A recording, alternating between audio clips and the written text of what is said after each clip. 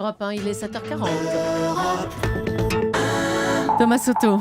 Le vrai faux de l'info de la matinale avec Jean-Philippe Ballas. Bonjour Jean-Philippe. Bonjour Thomas. À l'heure où il est énormément question de déficit, on parle ce matin des dépenses de santé et du budget des ménages. Oui, après les propos de Marisol Touraine, la ministre de la Santé, c'était hier matin chez nos confrères d'LCI.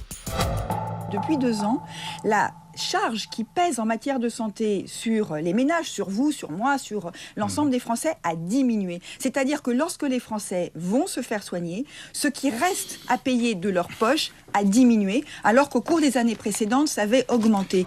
Alors voilà un sujet qui nous concerne tous. Jean-Philippe, Marisol Touraine nous dit que la charge qui pèse en matière de santé sur les ménages a diminué. C'est vrai ou c'est faux ? C'est vrai, il s'agit d'une baisse. Alors, elle est sensible, moins 0,2 depuis 1 an, mais une baisse continue. Ce sont les comptes officiels. Je ne vais pas vous abreuver de chiffres, Thomas. Sachez Merci. que globalement, la part des dépenses de santé à la charge des ménages s'établit à 8,8%. Un total de 16 milliards et demi d'euros pour vous, pour moi, pour Julie. Le reste, 76%, c'est pour la Sécu et près de 14% pour les complémentaires. Alors, il y a 2 raisons principales à cette baisse. D'une part, le ralentissement des dépassements d'honoraires des médecins. Il y a eu un accord en 2012.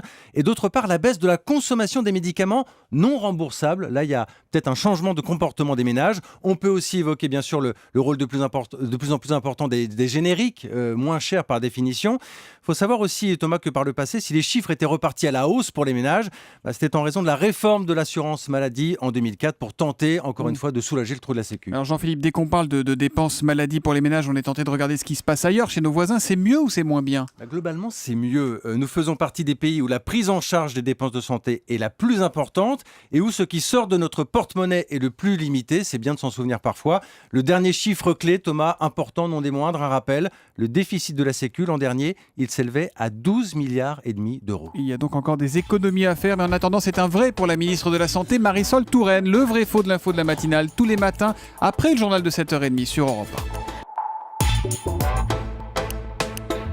1.